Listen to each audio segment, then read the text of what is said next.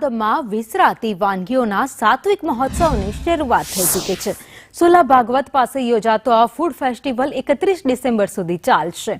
આ સાત્વિક ફૂડ ફેસ્ટિવલમાં 400 વાનગીઓ જોવા મળશે। સમગ્ર દેશના અલગ અલગ રાજ્યોની વિસ્તરતી વાનગીઓ અહીંયા ખાવા મળશે। કાશ્મીરથી લઈને કન્યાકુમારી સુધીની તમામ પ્રખ્યાત અને વિસરાયેલ વાનગીઓનો રસથાળ એક જ સ્થળે તમે માણી શકશો। તો સાત્વિક ફેસ્ટિવલમાં 40 થી વધુ સ્ટોલ છે, જેમાં વિસરાતી વાનગીઓનો રસથાળ પીરસવામાં આવ્યો છે। વિવિધ પ્રકારના રાજમા, લીલી હળદરનું શાક, 5 દાનાનો રોટલો, 7 દાનાનો ખીચડો, એટલું જ નહીં, ખજૂરનું શાક, લીલા ચણાનું શાક, રીંગણનો ઓળો અને બાજરી, મકાઈ, જુવારના રોટલા, સુરતી ઊંધિયું, ઉંબાળિયું, ખજૂર, આ સાથે જ અંજીરની વેડમી, જુવાર પોંખની ટીકી જેવી વાનગીઓ અહીંયા પીરસવામાં આવશે। તો વળી પાલકની જલેબી અને ઊંધિયું પૂરીએ તો લોકોને દાઢે વળગ્યા છે। અમે દર વર્ષે અહીંયા આવીએ છીએ। આ સાત્વિક વાનગીઓમાં સારી હોય છે। આ વખતે પાલકની જલેબી છે, બહુ સરસ ટેસ્ટી છે। એના સિવાય બાજરીની ખીચડી છે, બાજરીના રોટલા છે, પછી ગાયનું શુદ્ધ ઘી પણ મળે છે। ખરેખર અહીંયા વિસરાતી વાનગીઓ ઘણી બધી જોવા મળે છે, જે પહેલાના સમયમાં હતી ભૂલાઈ ગઈ હતી, હવે પછી તાજી થઈ ગઈ છે। બહુ મજા આવે છે। અમે દર વર્ષે અહીંયા આવીએ છીએ। મહેસાણાથી આવી છે। અમે દર વર્ષે આવીએ છીએ। દર વર્ષે કંઈક નવું એડ થતું હોય છે। આમ તો બધી જૂની વાનગીઓ જે ભૂલાતી જાય છે એ બધી આવે છે, પણ દર વર્ષે કંઈક વેરાયટી હોય છે। અમે અત્યારે પાલકની જલેબી ખાધી, ઊંધિયું ખાધું, પછી રાગીના વડા ખાધા।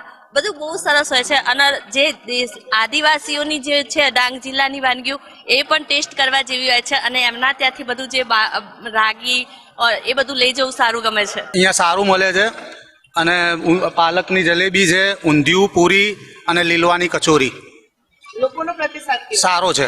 કેટલા સમયથી આપ અહીંયા અમે 3 વર્ષથી આવીએ છીએ। અચ્છા, પાલકની જલેબી કઈ રીતે આવો યુનિક કોન્સેપ્ટ? પાલકનો મિક્સરમાં રસ કાઢીને એમાં નાખવામાં આવે છે। એટલે તમને એવું કઈ રીતે વિચાર્યો કે આવું કે મારે પાલકની જલેબી? ઘરે અમે કેટરર્સનું કામ કરીને એટલે અમને મગજમાં હોય કે કેવી રીતને શું કરવું। વર્ષોથી હું આ ફૂડ ફેસ્ટિવલ IIM હોય છે એમાં આવું છું। જુદી જુદી વિસરાતી વાનગીઓ હું ચાખું છું, અને હું પોતે પણ બહુ જાતની વસ્તુઓ બનાવું છું, અને અહીંયાથી જોઈને એ રીતે બનાવવાની ટ્રાય કરું છું।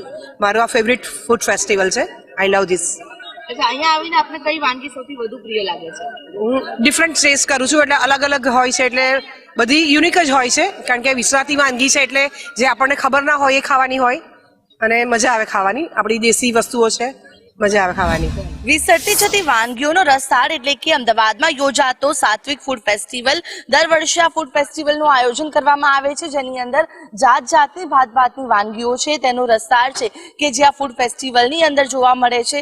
300થી પણ વધુ અલગ અલગ વાનગીઓ કે જે વિસરી ગયેલી છે, કે જેને કોઈ યાદ પણ નથી કરતું, અને આ જે ટ્રેડિશનલ ખાવાનું હોય છે, ભોજન હોય છે, અલગ અલગ રાજ્યની અંદરથી જે ખાસ કરીને જે ખૂબી હોય છે તેવી વાનગીઓ છે કે જે અહીંયા જોવા મળે છે, અને લોકો અહીંયા આરોગ્ય પણ છે। આમ તો અમદાવાદીઓ ખાવા પીવાના ખૂબ જ શોખીન હોય છે, ત્યારે જોઈ શકાય છે કે આ જલેબી કોઈ સામાન્ય જલેબી નથી, પરંતુ આ પાલકની જલેબી છે। પાલકની જલેબી છે, લીલવાની કચોરી છે, સાથે જ અલગ અલગ વાનગીઓ છે કે જે અહીંયા જોઈ શકાય છે કે બનાવવામાં આવી રહી છે। બિલકુલ પરંપરાગત રીતે ચૂલાની અંદર તમામ વાનગીઓ બનાવવામાં આવે છે।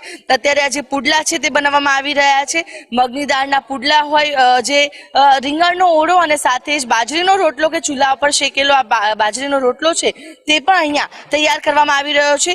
ખાસ કરીને અલગ અલગ પ્રકારના જે ખીચડા હોય છે તે પણ અહીંયા બનાવવામાં આવી રહ્યા છે। ત્યારે આ જોઈ શકાય છે કે ખીચડો અહીંયા બની રહ્યો છે। બીજી તરફ અન્ય વાનગીઓ છે કે જે અહીંયા બની રહી છે, અને લોકો દૂર દૂરથી અહીંયા આવે છે જ્યારે આ ફૂડ ફેસ્ટિવલનું આયોજન થાય છે। શરૂઆતથી જ અહીંયા આવીને લોકો અલગ અલગ પ્રકારની જે વિસરાઈ ગયેલી વાનગીઓ છે તે આરોગે છે। જે મગની દાળના પુડલા પણ અહીંયા મળી રહ્યા છે। અલગ અલગ વાનગીઓ છે કે જે ખૂબ જ પ્રાચીન છે, જે નાનામાં નાના ગામથી અને વિસરાઈ ગયેલી જેટલી પણ વાનગીઓ છે તમામ વાનગીઓનો રસથાળ અહીંયા એટલે કે સાત્વિક ફૂડ ફેસ્ટિવલની અંદર જોવા મળે છે। અને આ જે ફૂડ ફેસ્ટિવલની અંદર અલગ અલગ વાનગી આરોગવા માટે લોકો દૂર દૂરથી આવતા જોવા મળી રહ્યા છે। કેમેરા પર્સન મનીષ વાણિયા સાથે આયુષ યાજ્ઞિક, સંદેશ ન્યૂઝ, અમદાવાદ।